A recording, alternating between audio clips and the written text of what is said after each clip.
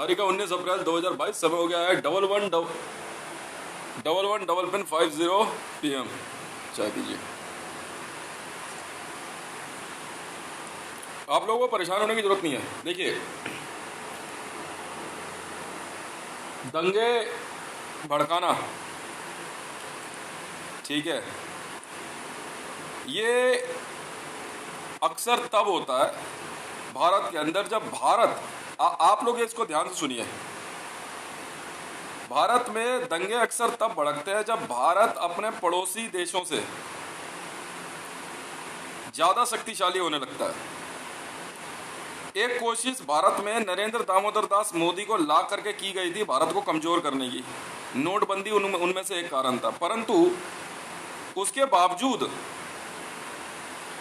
भारत के अंदर जो है भारत की जनता ने, हमारे देश की पुलिस व्यवस्था ने, हालांकि इसमें कुछ ऐसे अपवाद खड़े हुए, कुछ ऐसा पुलिस ऑफिसर आए जिन्होंने भारत में जो है पुलिस को भी जो है लॉबी सिस्टम समझा, यूनियनबाजी, ये सब नहीं चलता है। कुछ ऐसा भारतीय सेना में भी हुआ, इसमें कोई बड़ी बात नहीं होती है, परंतु उसके बावजूद भारत जो है क्या कहते हैं, since the date of demonetisation 8 November 2016 से लेकर के आज तक, अभी तक भारत की जनता ने जो है बड़ा संयम दिखाया और नोटबंदी जैसे क्या कहते हैं हालात में भी नरेंद्र मोदी की तानाशाही को जो है दरकिनार कर दिया।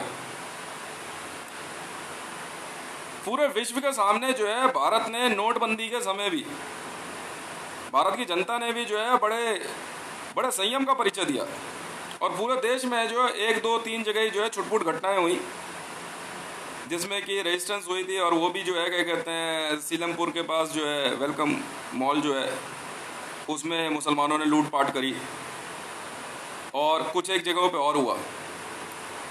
पर अब फिलहाल जो है क्या कहते हैं, क्योंकि मामला आ गया भारत के अंदर कश्मीर से आर्टिकल 370 हटाने से।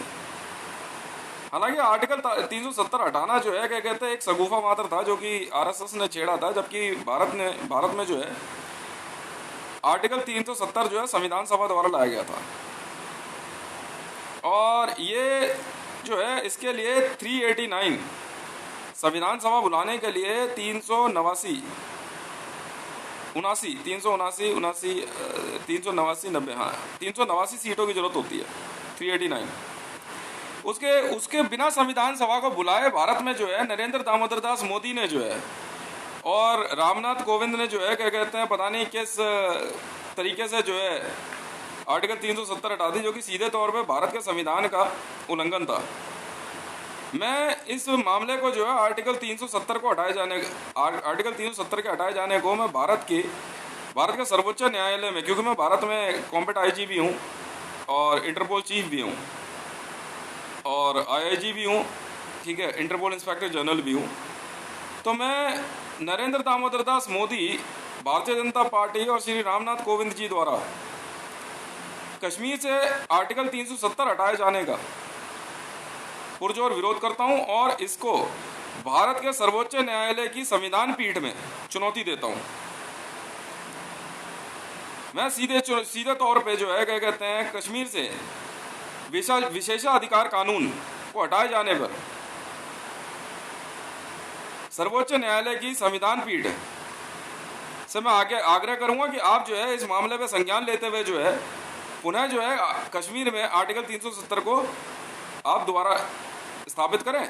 जब तक भारत के अंदर कोई भी राजनीतिक पार्टी या राजनीतिक शक्ति सीधे तौर पे, जी हाँ, 389 सीट्स जीत के सत्ता में नहीं आ जाती है, तब तक संविधान सभा नहीं बुलाई जा सकती और बिना संविधान सभा के बुलाए गए आर्टिकल नहीं हटाया जा सकता है, क्योंकि इस प्रकार से भारत के अंदर न्याय व्यवस्था, न्यायपालिका को चुनौती देने से भारत की, जी हाँ, भारत की जो है क्या कहते हैं न्याय व्यवस्था के ऊपर एक बहुत ही ज़्यादा जो है गहरा आघात होता है।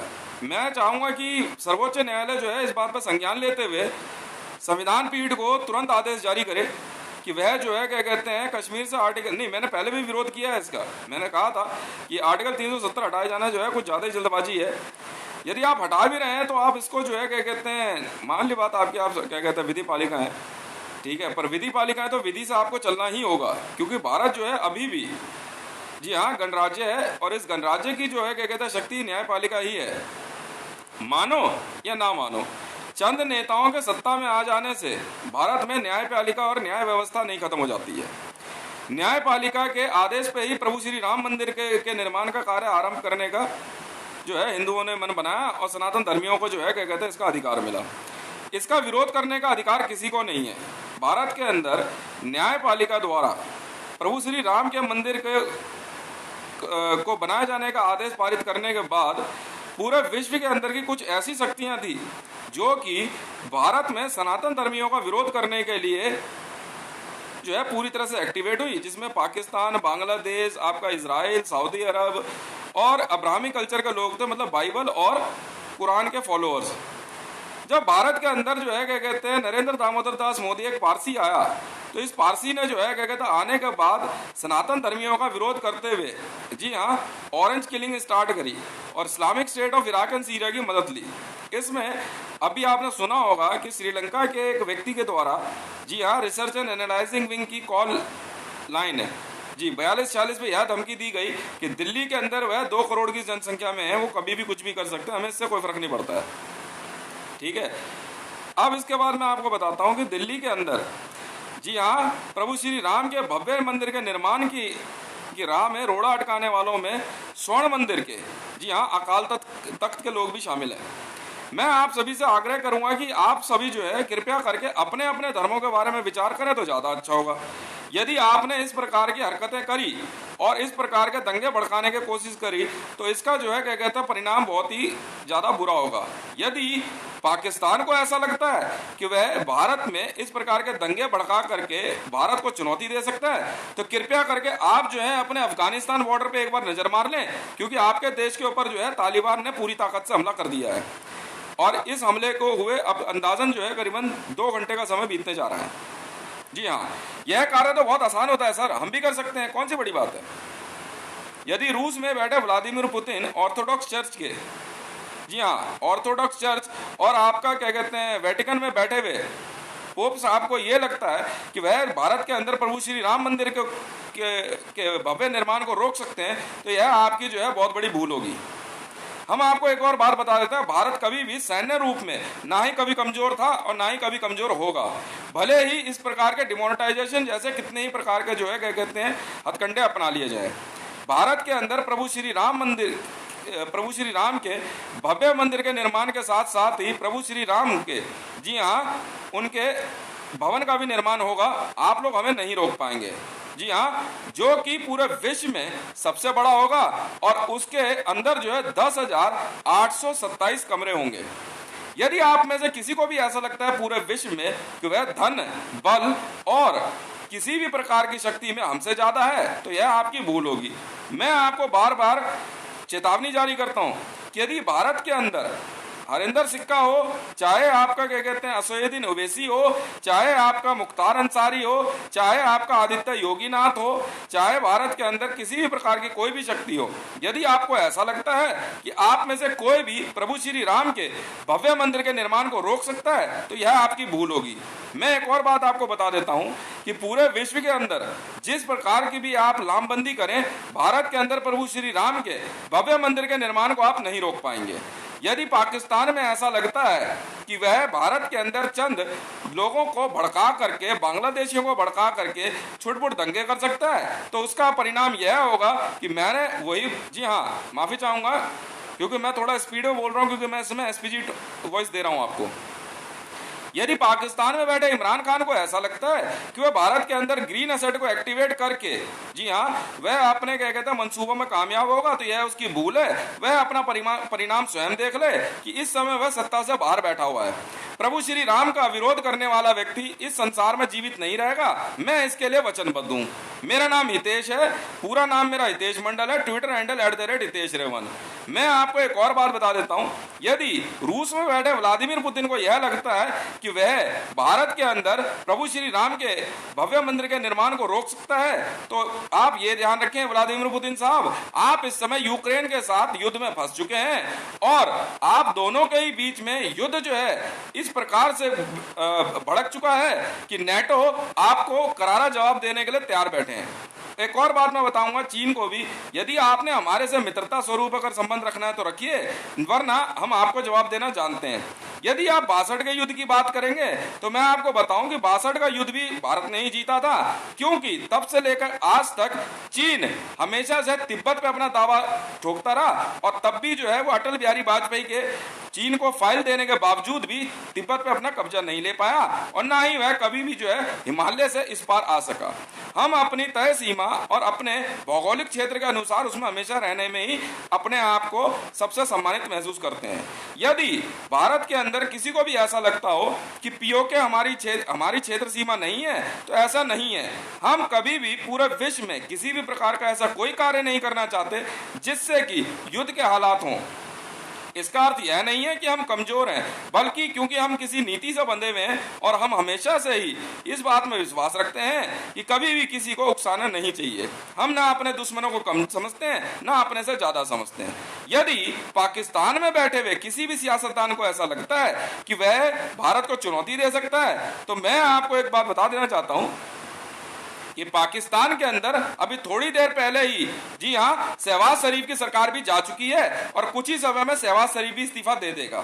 पाकिस्तान के अंदर जो राजनीतिक हालात हैं वह स्वयं पूरे विश्व के लिए मैंने उदाहरण स्थापित किया है। एक और बात मैं आपको बता देना चाहता हूं कि पाकिस्तान के अंदर जो कुछ भी हो रहा है उसकी मैं पूरी जिम्मेवारी लेता हूं। यदि अब भी पाकिस्तान की सरकार को लगता है तो वह एक बार जा करके, जी हाँ, थार कोल्ड फील्ड में देख ले। थार कोल्ड फील्ड का मालिक आपसे बात कर रहा है इस समय, बाइकोस का मालिक मैं ही हूं। आप इस समय पूरी तरह से बैंकक्रप्ट हो चुके हैं। पाकिस्तान के हालात में इतने खराब कर दूंगा कि आप सोच भी नहीं सकते हैं। यदि भारत में रह रहे मुसलमानों को ऐसा लगता है कि विश्व का कोई भी मुसलमान यहाँ के उनको बचाएगा, तो यह आपकी भूल है। सऊदी अरब को मैं पहले ही चुनौती दे चुका हूं कि यदि आप में से किसी ने भी भारत के अंदर प्रभु श्री राम के भव्य मंदिर निर्माण को रोकने की कोशिश करी, तो आपके ही देश में मौजूद बुर्ज खलीफा गिराने में मुझे मात्र 20 मिनट से भी कम का समय लगेगा और विश्व में सबसे सुंदर बनाई हुई इमारत को मैं ढाने में जरा सा भी समय नहीं लूंगा।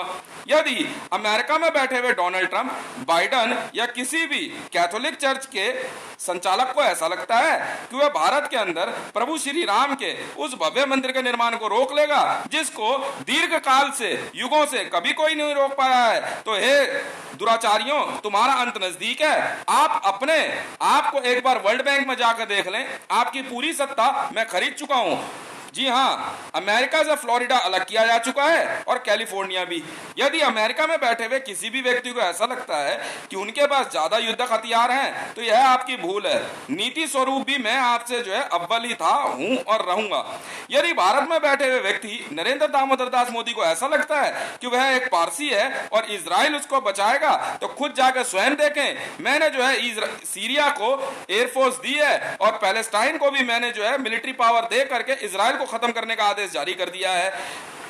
इस पूरे विश्व में हर एक देश अपनी संप्रभुता को बनाए रखना चाहता है, तो मैं इजराइल को पुनः चेतावनी जारी करता हूं। यदि आप में से किसी ने भी भारत को, जी हां, भारत को चुनौती दी, तो स्वयं अपने देश के अंदर क्या हुआ वह देख लीजिए कि आपके ही देश का एक नेता बेंजामिन नेतन्याहू सिर्फ मेरे लोगों के इशारे पे और मेरे इशारे पे सत्ता से बाहर उठा के फेंक दिया गया है। यदि पूरे विश्व के अंदर किसी को भी ऐसा लगता है कि वह भारत को रणनीति के आधार पर चुनौती दे सकता है, तो अपने देश के हालात देख ले। मैं पुनः भारत सरकार में बैठे हुए उन सभी आईएएस और आईपीएस अधिकारियों को चुनौती देता हूं, यदि आप में से किसी ने भी, जी हां, आप में से किसी ने भी प्रभु श्री राम के भव्य मंदिर के निर्माण को चुनौती दी, तो आपका भी हश्र मैं वही करूंगा जो मैं अन्य का कर चुका हूं। आपको मारने के लिए मुझे आपके पास आने की जरूरत नहीं है। यदि भारत में बैठा हुआ कोई भी व्यक्ति अपने आप को, जी हाँ, स्क्रीन पे सबसे ताकतवर समझता है, तो मैं उसका वही असर करूंगा जो मैंने अमिताभ बच्चन का किया। आज अमिताभ बच्चन भीख मांगने के कगार पे आ चुका है। यदि आप में से किसी को भी लगता है कि वह प्रभु श्री राम का विरोध करेगा तो उसको जवाब देना मैं अच्छी तरह जानता हूं। भारतीय सेना में बैठे हुए किसी भी सिख को इस मुगालते में नहीं रहना चाहिए कि वह भारत में रह करके भारत के विरुद्ध कोई भी युद्ध छेड़ेगा। मैं आपको 1984 दोबारा दिखा दूंगा, मैंने उसी समय जो है चेतावनी जारी करी थी और आज मैं फिर से जारी करता हूं। यदि आप में से किसी ने भी विदेशी ताकतों से पैसा लेकर के भारत के अंदर प्रभु श्री राम के भव्य मंदिर निर्माण को रोकने की कोशिश करी तो आपको मैं आपके अंत तक पहुंचाने के लिए वचनबद्ध हूं।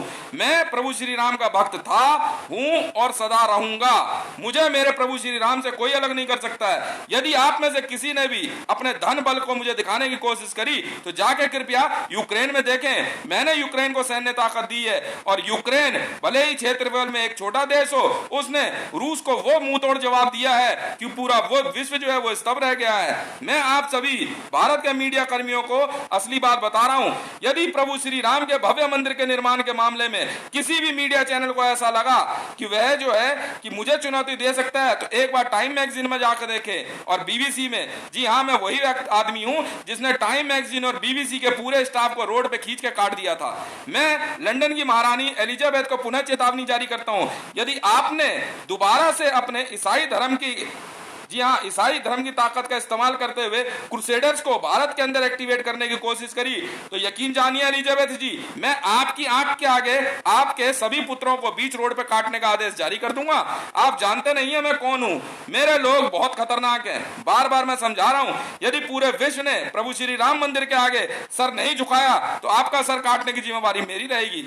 जिस दिन भी आपकी आंख खुलेगी आपके देश की जनसंख्या नहीं बचेगी। मैं आपको पुनः कह दे रहा हूं, यदि पूरे विश्व में कहीं पे भी प्रभु श्री राम के भक्त के ऊपर हमला हुआ, जिस प्रकार से आपने कमलेश तिवारी पे किया, उसका अंजाम वही होगा जो आज पूरा विश्व झेल रहा है। यदि आप में से किसी को ऐसा लगता है कि आप देश को चुनौती दे सकते हैं तो आपको पूरा निमंत्रण है, आइए और मुझे चुनौती दीजिए। आइए और मेरे बल और मेरे धन, जी हाँ मेरे छल, जिस प्रकार से चाहे आप मुझसे भिड़ने के लिए आपको मैं पूरी तरह से छूट देता हूं। आइए मीडिया में आइए, बात कीजिए, जो चाहे कहिए, जो चाहे कीजिए, मैं आपको चुनौती देता हूं। मैंने साफ कहा था, धरती पे अगर कहते प्रभु श्री राम को आपने चुनौती दी तो धरती पे या तो इस्लाम बचेगा या हितेश बचेगा।